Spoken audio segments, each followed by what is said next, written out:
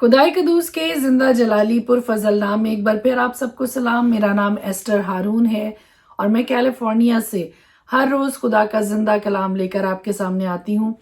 और आज thought of the day जो मैं आपके सामने पेश करना चाहती हूँ वो दुआ के ताल्लुक से है, खुदा के दिए हुए इख्तियार के ताल्लुक से है।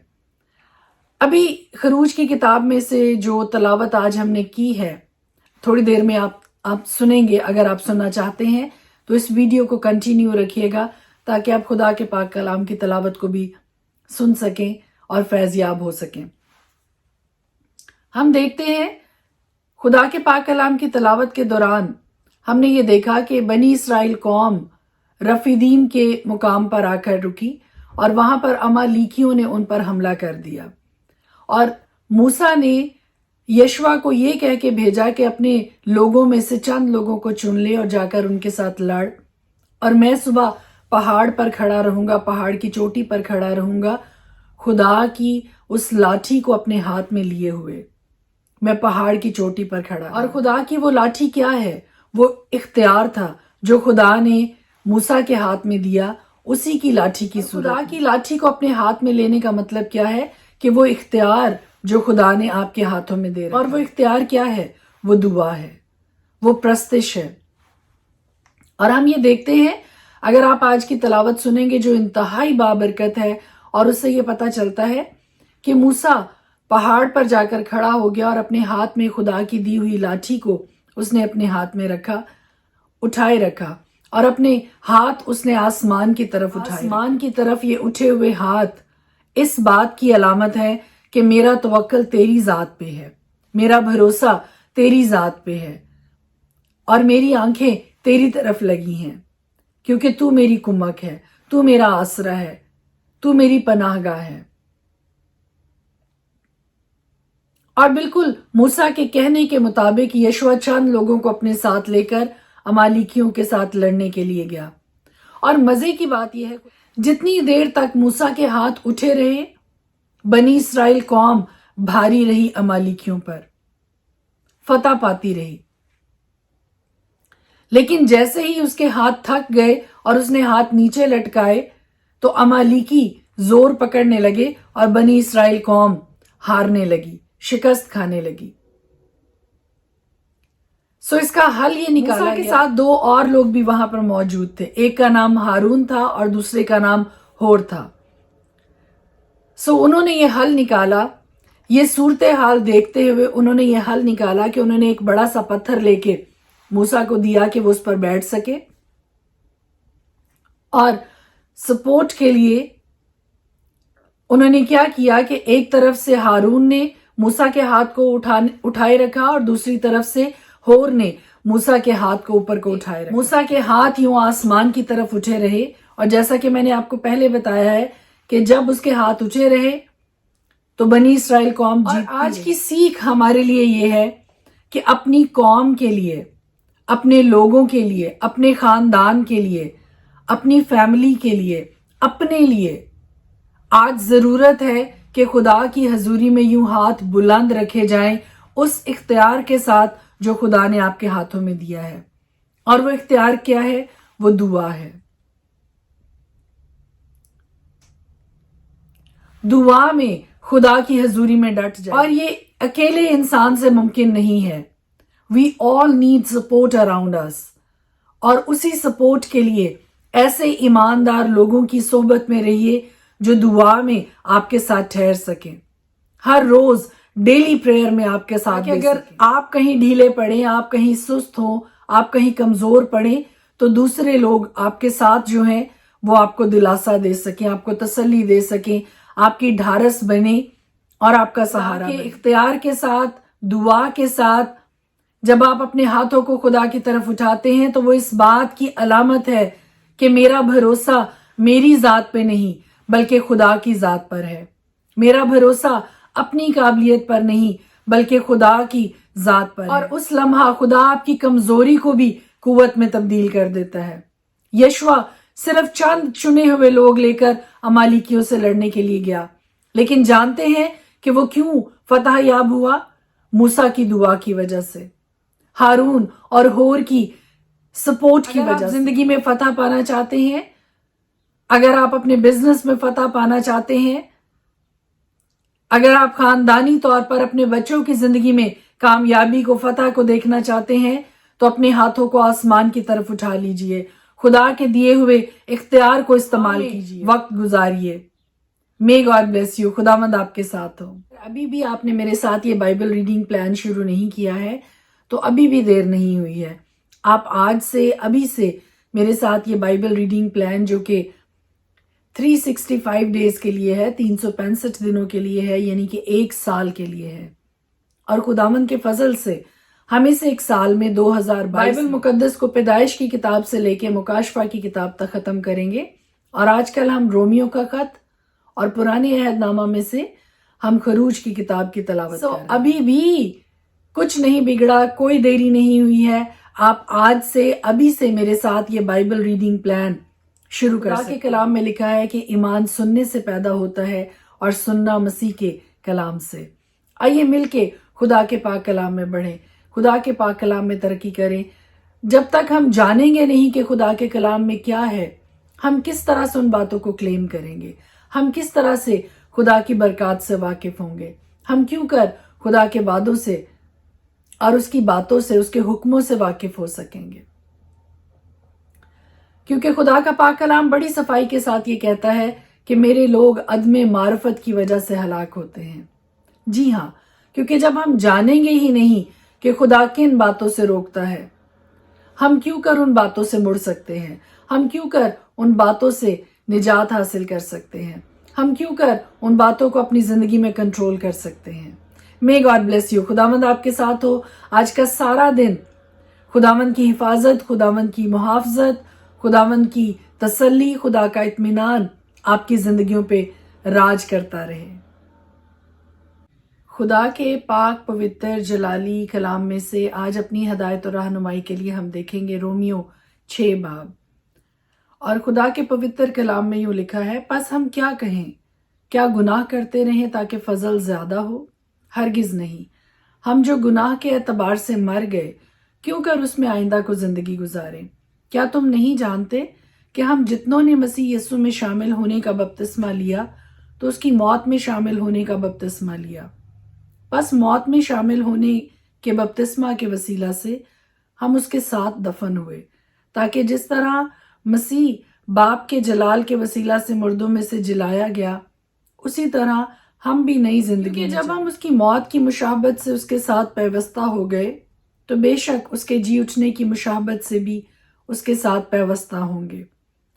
چنانچہ ہم جانتے ہیں کہ ہماری پرانی انسانیت اس کے ساتھ اس لیے مصلوب کی گئی کہ گناہ کا بدن بیکار ہو جائے، تاکہ ہم آگے کو گناہ کی غلامی میں نہ رہیں، کیونکہ جو موا وہ گناہ سے بری ہوا۔ جب ہم مسیح کے ساتھ موئے تو ہمیں یقین ہے کہ اس کے ساتھ جئیں گے بھی، کیونکہ یہ جانتے ہیں کہ مسیح جب مردوں میں سے جی اٹھا ہے تو پھر نہیں مرنے کا، موت کا پھر اس پر اختیار نہیں ہونے کا، کیونکہ مسیح جو موا گناہ کے اعتبار سے ایک بار موا، مگر اب جو جیتا ہے تو خدا کے اعتبار سے جیتا ہے۔ اسی طرح تم بھی اپنے آپ کو گناہ کے اعتبار سے مردہ مگر خدا کے اعتبار سے مسیح یسوع میں زندہ سمجھو۔ پس گناہ تمہارے فانی بدن میں بادشاہی نہ کرے کہ تم اس کی خواہشوں کے تابع رہو، اور اپنے اعضاء ناراستی کے ہتھیار ہونے کے لیے گناہ کے حوالہ نہ کیا کرو، بلکہ اپنے آپ کو مردوں میں سے زندہ جان کر خدا کے حوالہ کرو، اور اپنے اعضاء راست بازی کے ہتھیار ہونے کے لیے خدا کے حوالہ کرو، اس لیے کہ گناہ کا تم پر اختیار نہ ہوگا، کیونکہ تم شریعت کے ماتحت نہیں بلکہ فضل کے ماتحت ہو۔ پس کیا ہوا؟ کیا ہم اس لیے گناہ کریں کہ شریعت کے ماتحت نہیں بلکہ فضل کے ماتحت ہیں؟ ہرگز نہیں۔ کیا تم نہیں جانتے جس کی فرما برداروں کی طرح حوالہ کر دیتے ہو اسی کے غلام ہو، جس کے فرما بردار ہو، خواہ گناہ کے جس کا انجام موت ہے، خواہ فرما برداری کے جس کا انجام راست بازی ہے۔ لیکن خدا کا شکر ہے کہ اگرچہ تم گناہ کے غلام تھے تو بھی دل سے اس تعلیم کے فرما بردار ہو گئے جس کے سانچے میں تم ڈھالے گئے تھے، اور گناہ سے آزاد ہو کر راست بازی کے غلام ہو گئے۔ میں تمہاری انسانی کمزوری کے سبب سے انسانی طور پر کہتا ہوں، جس طرح تم نے اپنے اعضاء بدکاری کرنے کے لیے ناپاکی اور بدکاری کی غلامی کے حوالہ کیے تھے، اسی طرح اب اپنے اعضاء پاک ہونے کے لیے راست بازی کی غلامی کے حوالہ کر دو۔ کیونکہ جب تم گناہ کے غلام تھے تو راست بازی کے اعتبار سے آزاد تھے، پس جن باتوں سے تم اب شرمندہ ہو ان سے تم اس وقت کیا پھل پاتے تھے، کیونکہ ان کا انجام تو موت ہے، مگر اب گناہ سے آزاد اور خدا کے غلام ہو کر تم کو اپنا پھل ملا، جس سے پاکیزگی حاصل ہوتی ہے، اور اس کا انجام ہمیشہ کی زندگی ہے، کیونکہ گناہ کی مزدوری موت ہے، مگر خدا کی بخشش ہمارے خداوند مسیح یسوع میں ہمیشہ کی زندگی ہے۔ پرانے عہد نامہ میں سے خدا کے پاک کلام میں سے ہم دیکھیں گے خروج کی کتاب اس کا 17 باب۔ پھر بنی اسرائیل کی ساری جماعت سین کے بیابان سے چلی اور خداوند کے حکم کے مطابق سفر کرتی ہوئی رفیدم میں آ کر ڈیرا کیا۔ وہاں ان لوگوں کے پینے کو پانی نہ ملا۔ وہاں وہ لوگ موسیٰ سے جھگڑا کر کے کہنے لگے کہ ہم کو پینے کو پانی دے۔ موسیٰ نے ان سے کہا کہ تم مجھ سے کیوں جھگڑتے ہو اور خداوند کو کیوں آزماتے ہو؟ وہاں ان لوگوں کو بڑی پیاس لگی، سو وہ لوگ موسیٰ پر بڑبڑانے لگے اور کہا کہ تو ہم کو اور ہمارے بچوں اور چوپایوں کو پیاسا مارنے کے لیے ہم لوگوں کو کیوں ملک مصر سے نکال لایا؟ موسیٰ نے خداوند سے فریاد کر کے کہا کہ میں ان لوگوں سے کیا کروں؟ وہ سب تو ابھی مجھے سنگسار کرنے کو تیار ہیں۔ خداوند نے موسیٰ سے کہا کہ لوگوں کے آگے ہو کر چل اور بنی اسرائیل کے بزرگوں میں سے چند کو اپنے ساتھ لے لے، اور جس لاٹھی سے تو نے دریا پر مارا تھا اسے اپنے ہاتھ میں لیتا جا۔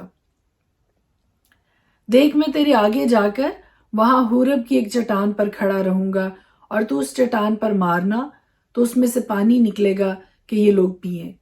چنانچہ موسیٰ نے بنی اسرائیل کے بزرگوں کے سامنے یہی کیا، اور اس نے اس جگہ کا نام مسا اور مریبہ رکھا، کیونکہ بنی اسرائیل نے وہاں جھگڑا کیا اور یہ کہہ کر خداوند کا امتحان کیا کہ خداوند ہمارے بیچ میں ہے۔ تب امالیکی آ کر رفیدم میں بنی اسرائیل سے لڑنے لگے، اور موسیٰ نے یشوع سے کہا کہ ہماری طرف کے کچھ آدمی چن کر لے جا اور امالیکیوں سے لڑ، اور میں کل خدا کی لاٹھی اپنے ہاتھ میں لیے ہوئے پہاڑ کی چوٹی پر کھڑا رہوں گا۔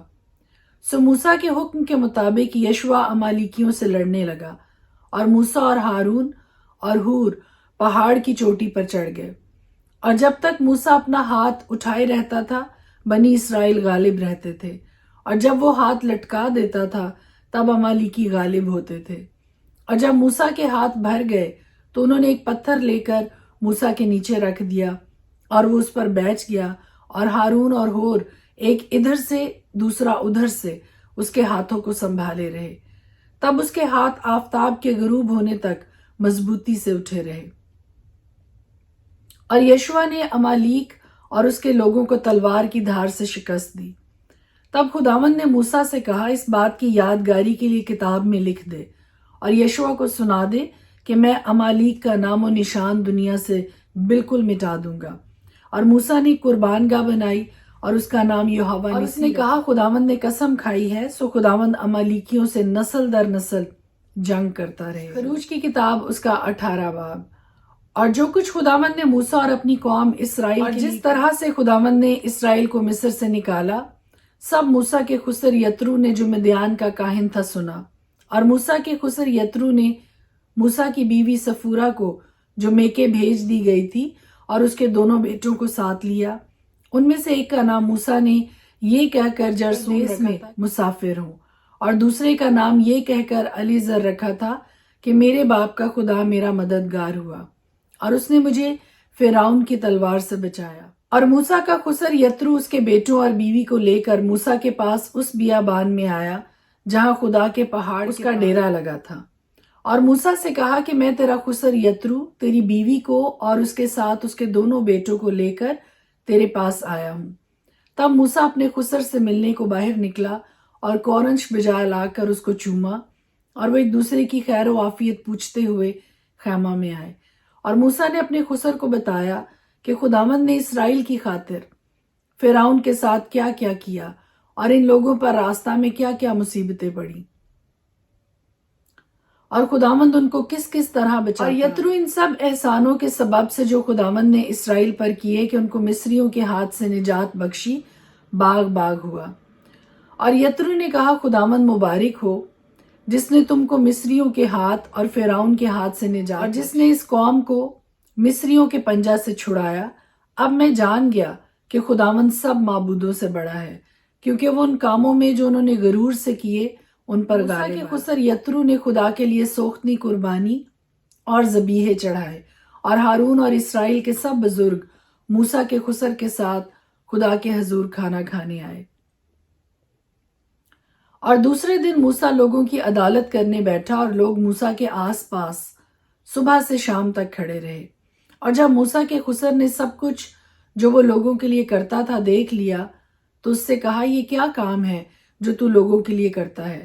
تو کیوں آپ اکیلا بیٹھتا ہے اور سب لوگ صبح سے شام تک تیرے آس پاس کھڑے رہتے ہیں؟ موسیٰ نے اپنے خسر سے کہا اس کا سبب یہ ہے کہ لوگ میرے پاس خدا سے دریافت کرنے کے لیے آتے ہیں. جب ان میں کچھ جھگڑا ہوتا ہے تو وہ میرے پاس آتے ہیں اور میں ان کے درمیان انصاف کرتا اور خدا کے احکام اور شریعت ان کو بتاتا ہوں. تب موسیٰ کے خسر نے اس سے کہا کہ تو اچھا کام نہیں کرتا. اس سے تو کیا بلکہ یہ لوگ بھی جو تیرے ساتھ ہیں قطعی گھل جائیں گے کیونکہ یہ کام تیرے لیے بہت بھاری ہے. تو اکیلا اسے نہیں کر سکتا. سو اب تو میری بات سن. میں تجھے صلاح دیتا ہوں اور خدا تیرے ساتھ رہے. تو ان لوگوں کے لیے خدا کے سامنے جایا کر اور ان کے سب معاملے خدا کے پاس پہنچا دیا کر اور تو رسوم اور شریعت کی باتیں ان کو سکھایا کر اور جس راستہ ان کو چلنا اور جو کام ان کو کرنا ہو وہ ان کو بتایا کر. اور تو ان لوگوں میں سے ایسے لائق اشخاص چن لے جو خدا ترس اور سچے اور رشوت کے دشمن ہوں اور ان کو 1000 اور 100 اور 50 اور 10 آدمیوں پر حاکم بنا دے کہ وہ ہر وقت لوگوں کا انصاف کیا کریں. اور ایسا ہو کہ بڑے بڑے مقدمے تو وہ تیرے پاس لائیں اور چھوٹی چھوٹی باتوں کا فیصلہ خود ہی کر دیا کریں. یوں تیرا بوجھ ہلکا ہو جائے گا اور وہ بھی اس کے اٹھانے میں تیرے شریک ہوں گے. اگر تو یہ کام کرے اور خدا بھی تجھے ایسا ہی حکم دے تو سب کچھ جھیل سکے گا اور یہ لوگ بھی اپنی جگہ اطمینان سے جائیں گے. اور موسیٰ نے اپنے خسر کی بات مان کر جیسا اس نے بتایا تھا ویسا ہی کیا. چنانچہ موسیٰ نے سب اسرائیلیوں میں سے لائق اشخاص چنے اور ان کو 1000 اور 100 اور 50 اور 10 آدمیوں کے اوپر حاکم مقرر کیا. سو یہی ہر وقت لوگوں کا انصاف کرنے لگے. مشکل مقدمات تو وہ موسیٰ کے پاس لے آتے تھے پر چھوٹی چھوٹی باتوں کا فیصلہ خود ہی کر دیتے تھے. پھر موسیٰ نے اپنے خسر کو رخصت کیا اور وہ اپنے وطن کو روانہ ہو گیا.